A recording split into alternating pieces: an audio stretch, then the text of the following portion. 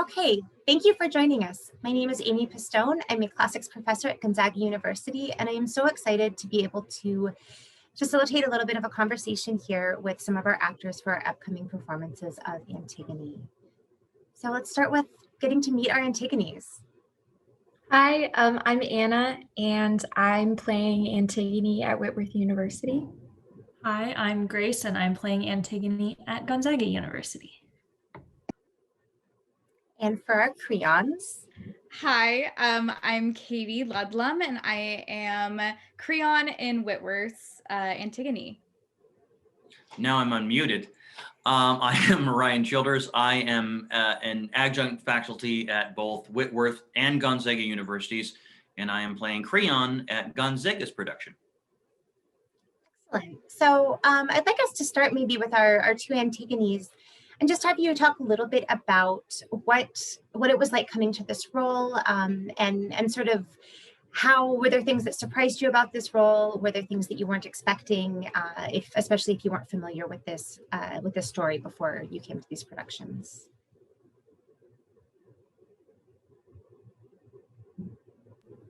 Anna, do you want to go? Okay. Yeah, so I mean, I think what has been really interesting for me coming to this character of Antigone is the fact that she had, and I mean, in a way still does, had such a wonder for life and all that life is and can be. And the fact that, you know, through these events of what happened to her family and her brothers, she saw that kind of crumble around her and is now trying to make her way forward and make her way to this world where she feels things are right again. And for her and for Creon, that idea of what the world in rightness is very different, which has been very fun to explore. But an interesting kind of challenge that I found at the beginning of the process was Antigone is not the most likable hero. A lot of times, if you have the hero of a story, it's a very charismatic character, or they are someone who has like this very selfless sense that's clearly apparent. And for Antigone, particularly in the translation we're working with, that's not necessarily the case, because she is harsh with her sister, and the fact that her sister could not make the same decision she did. And that was something that was difficult for me, because I was like, okay, if Antigone is the one who's looking at morality as what we should be fighting for and what we should be looking for in our path forward, how do I reconcile that when we're not entirely sure how much we like her and how much we identify with how hard and she is pushing for her cause and how stubborn she is? So. Excellent, thank you. And Anna, if I could just add one thing that we didn't talk about before, but our two campuses are using two different versions of this story. And I think that makes a big difference in that Gonzaga is using Jean Anouill's version, which is Antigone. Most generally people find this Antigone a little bit more, abrasive, and she's sort of harsher than the Antigone that we find in Sophocles' version. And so, Anna, I would love to hear your thoughts about your experience with Antigone, but also how much you see parallels or kind of really disagree with Grace's experience. Yeah, I was going to say that I actually found many of the same struggles that Grace did. I've been a fan of Antigone since I first read it in my freshman or sophomore year of high school. And I read it again in college, and I just love that it's an ancient Greek play with a strong female heroine. And one of the surprising things that I found in participating in this production is she's not really the main character. She's like in our version, she's hardly in the show. And I found her arguments much less convincing than some of the other characters at times. And she is very, very straightforward. and I struggled with her lack of subtlety. I think one of the things we work on in acting is trying to create really subtle, nuanced characters. And in Greek tragedy, people are really, I mean, at least Antigone enters every scene guns a-blazing and is saying exactly what she's thinking. And so it was really interesting to try to explore subtext and moments when there didn't need to be as much subtext, and figure out what the opposite forces were that were pulling at her in each scene. So in moments when she's demonstrating insane displays of bravado, is she actually scared or is she really brave? And like trying to make her and all of the characters a little more human and less, as Naftali says, Greek. And so trying to bring humanity to all of the characters was probably the biggest struggle, especially when I personally identify with characters besides Antigone. Yeah, that's fascinating. I think I would like to turn over to our Creons just because we can talk about some of those other characters and those kind of forces that are arrayed against Antigone. But I have so many follow-up questions for both of you about this. So if we could maybe turn to our two Creons, and I don't know who would like to start us off, but just kind of thinking about your encounter with these characters, and they are, slightly different in these two different versions, but there is still this fundamental kind of Antigone versus Creon tension at the heart of both plays. So Ryan, you're unmuted. Would you like to start us off with your experience with this character? Sure. My experience with this is first of all, it's interesting. It's very unique being my camera's bouncing up and down there. It's very unique being in a first time in a college production since 2000 and I'm not even going to say. But it's been a lot of fun. My first introduction to Antigone was in my very first acting class at Washington State University, long time ago, and it was the Sophocles version. And it's ironically, the interesting thing is the fact that we now have to play everything in masks. But that whole purpose of that class was learning how to do it in masks, in Greek masks. But of course, masks are covering from here up, not here. So it was very much. It was just everything's covered here. So it was very, very unique that I'm getting a chance to do it in a different mask on a different side of my face. And I was so taken by I in the class I played Haman. And the Haman in the Sophocles version, the Haman and Creon scene is much more drawn out than the Anouihl version. And I unfortunately took that to American College Theater Festival when I was nominated for Irene Ryan Awards. And I performed that scene and Hamlet's soliloquy at the same time. And I'm going to tell everybody, don't ever do that, because I was very, very young and didn't understand the difference between contrasting monologues and scenes. Yeah, it was very, very interesting. So that was my first introduction to Antigone, was doing that, and unfortunately taking that to a competition that did not get me anything. So yeah, long story short, it was getting back here is very, very unique and in a lot of fun, because I love this version. I love the Sophocles version, but I love this version because it is very, I'm able to get more connection to the character through these words and through this translation. And the whole goal of any actor, and when you're playing any character, is empathy. And you have to, if you cannot connect with that character, no matter how good or how bad they might be, you can't play that character. You can't embody that character. And this is a much more convincing a character that I can connect to. And there's a lot of times I go through it. Even there's several times in this one at the very, very end when Antigone and Ismene come in, and they're both saying like, I want to die. And Creon just doesn't get it. He's like, why do all you want to die? Why do you want to die? I just want to save you all. What is the point?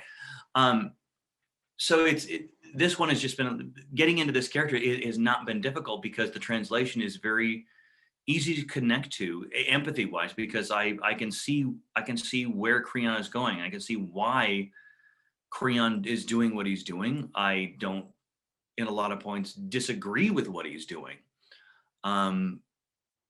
He's doing a job, and the difference with this one is he's doing a job that no one wants to do. He doesn't want to do it. No one in this world wants to do it, but he's doing it because somebody has to do it. And that's how I'm approaching it. So not sure if that. No, that's perfect. And I think that gives us a really nice segue over to Katie, where I think I find the Creon and Sophocles version less easy to sympathize or empathize with, as opposed to the Anouihl version. And I'm curious what your experience was. How did you, presumably you found things there to really kind of connect you to this character and to see their side of things. And I was just wondering if you could talk a little bit about your experience with Creon.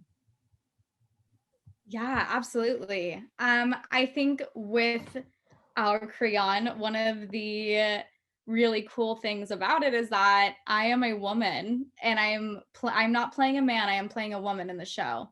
And so coming into audition room, I'm expecting to read for Antigone, and then I get handed a script for Creon.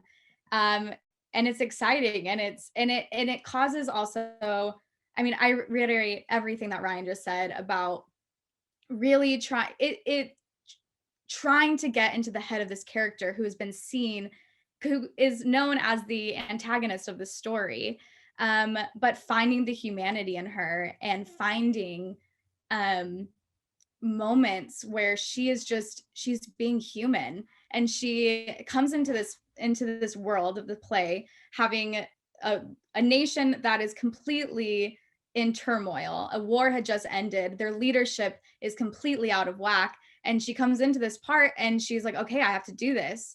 And it really shows how important leadership is and how much the establishment can be a good thing, and how she does just want to help people. And it was really interesting playing a woman too, because it's like, how do we tell this story without saying maybe women shouldn't be in power? That's not what this story is about at all. It's showing how we are human, and we're all going through these same things and these same challenges, just as men are too. So it was a really interesting, and it was a big challenge having to play this character, and at times being like, this, how do I do this as a woman? This isn't, I wouldn't do this. This isn't what I would say. How do I be this motherly figure to Haman? Or like when I'm sound so harsh, or trying to find those warm aspects, as well as what does it mean to be a woman in power, and having to put on the face and having to put that smile on, and speak to a crowd. So it was a really interesting experience, and very challenging in a lot of ways, but very rewarding. I hope when people see our show, they can recognize the humanity that's in all of us, and not see this villain of a character. Yeah, I think I assumed that you were playing Creon as a man, but like playing, as a woman. I'm so intrigued. I'm really looking forward to seeing this production now. I guess if you and Anna could talk for a minute about because in a lot of ways in Sophocles' play, as he wrote it, a lot of the tension is across gender. There is really a gendered. Creon talks a lot about, I'm not going to let a girl do this. And I would just love to hear how that tension, what that looks like in your production, given that you don't have that kind of, is it a generational kind of tension? Is it ideological? What does that tension look like between the two of you? Do you want me to? Anna? Mm-hmm. Okay. Yeah, that was one of the tricky parts, because we didn't change the language, and so he still says, "My son, I won't let a woman do this," and we set the show kind of in a land where gender equals power or equals status, and so in this situation, Creon is king, and king is the status that this woman has ascended to. And so the male gender is a form of status.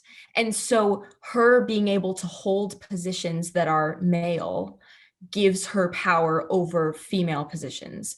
And so it's more of a positional hierarchy. And so there still is that tension of this person who has ascended to this level of power, looking down on somebody who does not have that level of power if they're stationed. And so that was very interesting. And also in that, she is still a woman. And it was interesting to try to include moments where her softer side comes through, and especially in Ismene's appeals to her, like saying, would you really kill your son's bride, all of those things. You see moments where she kind of cracks, and you see her softer side for specifically Ismene and specifically for her son. And so I thought that was really interesting, and that's kind of how we handled that tension. Yeah, that was beautifully put. I think that sums it up great. Well, while we're on the topic of kind of what this tension looks like, Grace and Ryan, would you mind talking a little bit about kind of what you see as the central conflict? I think Ryan touched on this a little bit about kind of what this job that has to be done, but I was wondering if you two could talk about kind of what the shape of that central conflict looks like between the two of you. Yeah, I mean, as Ryan was saying, right, like Creon has this position that he is in, it is this job he had to do. And I mean, they have this conversation of like, Creon said yes to this position, to stepping into this role, to taking control and exercising control in this manner. And Antigone is advocating for saying no. She's reaching this place of the system didn't require you to say yes. You didn't actually have to say yes. What would happen if you said no? If we truly chose to close our eyes to all of this and to do something else, like entirely? And Creon is really pushing for this ideology of like, well, no, like this was a position that had to be filled. The city is crumbling, the revolution failed. Someone had to step in and say yes. And so you do really see this kind of like very stubborn individuals with it's a ideological conflict of, well, I'm pushed for this and you push for that. I don't know, Ryan, if there's more you kind of want to expand on that. Well, I know you're hitting it right on the head, Grace. Is when you mentioned like the butting of the heads, is just like they're just hitting you this nonstop. No one wants to give an inch.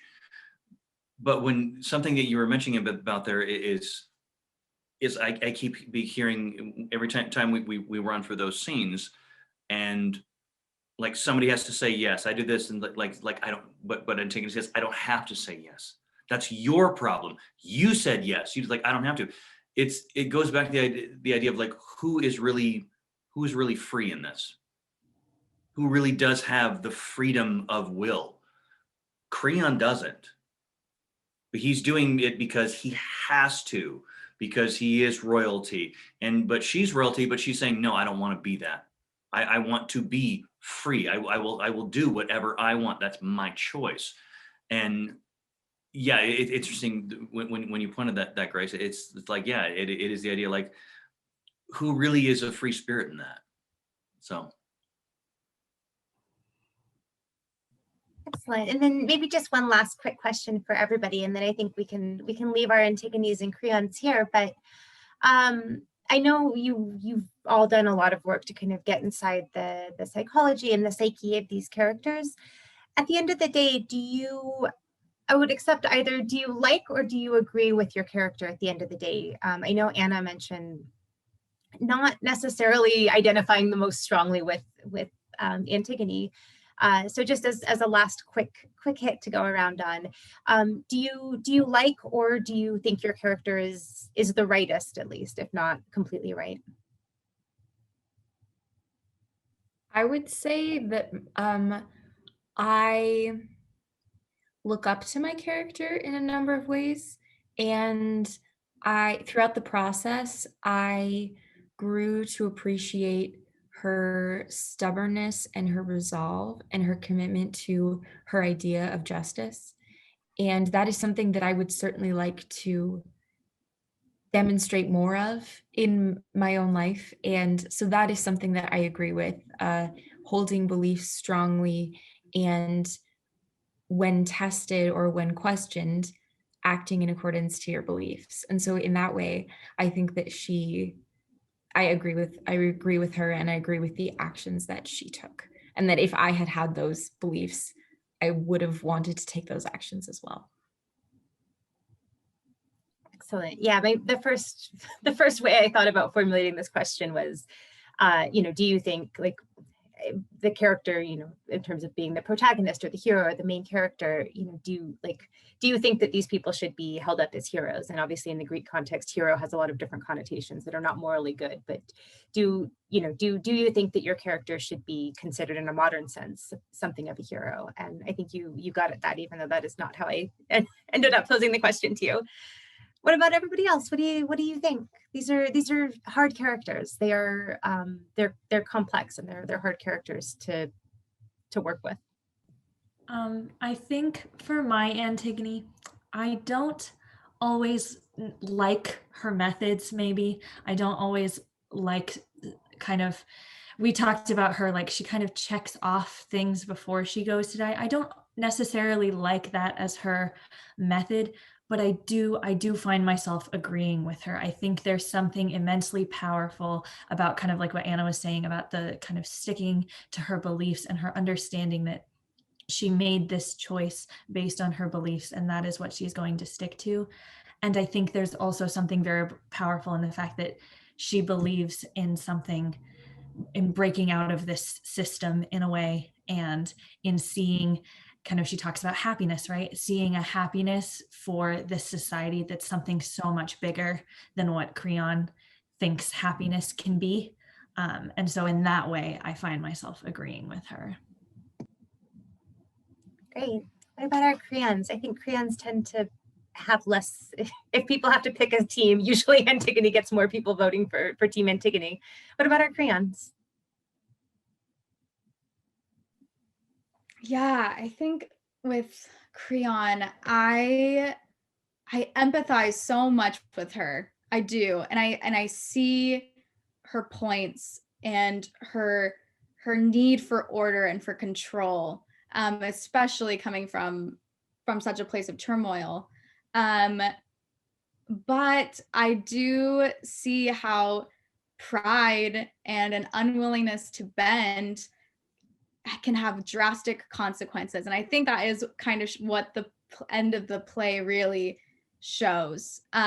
So I would say, while I empathize with her, I don't think at the end of the day, all of the right decisions were made. And I think there was a sense of, I need to hold this position. And especially as a woman, I have to hold this, and I have to hold it tightly. And that unwillingness to listen, to hear from trusted advisors, and to hear when everyone on the show might be telling you, maybe you're going a little far. I think I think one does need to listen and to take a step back, and kind of see, where is my own pride falling into this. So I would say, yeah, I don't necessarily think she's in the right, but I can understand her points, and where she's coming from. Excellent. Ryan, bring us home. I have to agree with Katie on the idea of pride and the unwillingness to bend. They're both very good phrases for that. I have the annoying answer, the annoying actor answer, which is as a human being, as myself, I've been trained over the years how to just let something go and not be concerned about it when I walk out the door. But as an actor, it goes back to empathy. As an actor, in order to play Creon, I have to believe that he believes he's right. I have to think he truly thinks that what he's doing is correct and right and just up to the very end of the show. Up to the very, very end. I like I said, like I have to believe, in order to play the character, I have to believe that Creon is in sound mind and body up to the very, very end, when he finally loses everyone. And that's when he finally realizes, oh, I went too far. And then all I'm doing is alone, and now I have to just continue on my life. But yeah, so that's how, like, it's the idea, like I don't know who's correct in this, but I know that Creon pushes it too far. Well, at that moment of being sad and alone at the end, I think is the cheery note we'll have to leave this on. Thank you all so much for your thoughts and your wonderful insights here.